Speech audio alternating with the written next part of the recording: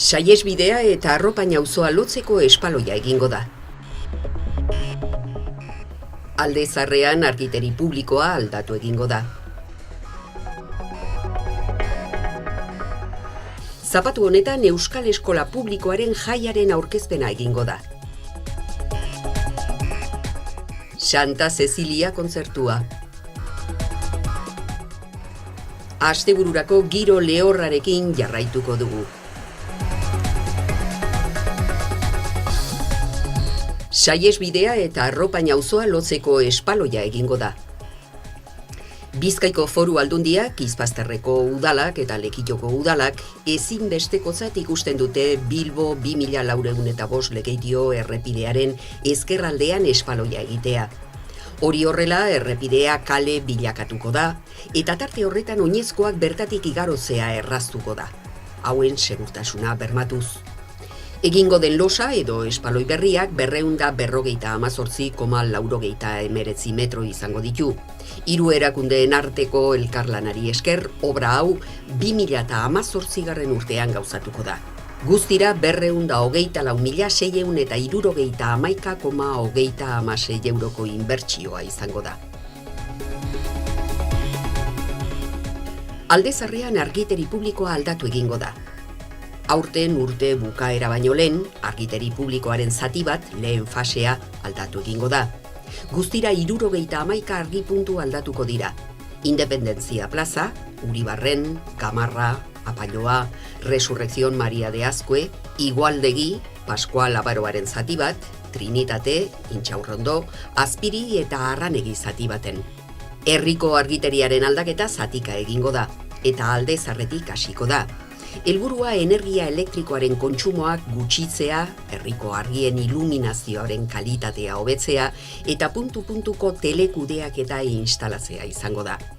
Hauek lortzeko LED teknologia erabiliko da, eta herriko argien kontrol eta erregulazio sistema berria jarriko da. Guztira 42.896,90 euro inbertituko dira. Zapran gagoz. Euskal Eskola Publikoaren jaia 2018an Lekeition ospatuko da ekainaren 3an, eta zapatu honetan aurkezpena egingo dute plazan. Ikasturte honetan Lekeition ospatuko da Euskal Eskola Publikoen jaia, eta zapatu honetan aurkezpen ekimen ofiziala egingo da. Parte hartzen gonbidatu nahi dugu mundu guztia, egongo dizen ekintzetan, egongo dira puzgarriak, tailerrak eta jolasak umientzat, tabernia beba ipiniko dugu, eta kamisetak eta aukerarik ez da beneuki sentientzako erosteko, dendia beba egongo da. Beraz, animadanok eta etorri 11:00 aurrera plazara zapatuan, danon artean gauza polis batein deigun. Santa Cecilia kontzertua. Zapatuan azaroaren 18an, 12:00 nautika aurrean, Lekitio musika bandaren kontzertua egongo da. Formo parte de una exploración en busca de la ciudad de oro. Para llegar a ella tendremos que atravesar tierras jamás vistas ni oídas. Oro. 16. mendearen bukaeran, 30 gizon eta 2 emakumez osatutako espedizio talde bat, Amazoniako oianean barneratuko da El Dorado mitikoaren bila. Handena urregorrizkoa izango zela uste zuten, eta horrek aukera emango ziela aberasteko eta euren jaioterrietan zain zeukaten miseriari esegiteko.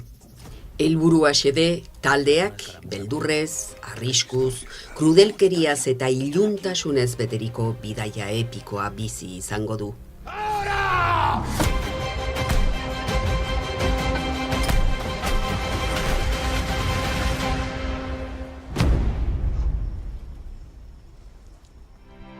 Eguraldia. Gaur ere giro eguzkitsua izan dugu eta temperaturek ere gora egin dute. Maximoak 16 gradu ingurura. Bariku goizean giro eguzkitsua izango dugu hegoaldeko haizearekin. Arratsaldetik aurrera haizeak iparreki aldera egingo du eta hodeitza ugaritu egingo da, baina ez du euririk egingo. Termometroak 12 eta 14 gradu artean kokatuko dira. Larun batean hegoaldeko haizea itzuli eta giro eguzkitsua espero dugu egun guztian zehar. Temperatura minimoak 10 gradu eta maximoak 14 gradutan geratuko dira. Igande goizean hodeiak izango ditugu, baina egunak aurrera eginala, giro eguzkitsua gailenduko da. Temperatura minimoak antzekoak 9 gradurekin, eta maksimoak bera egingo dute 11 gradutar arte.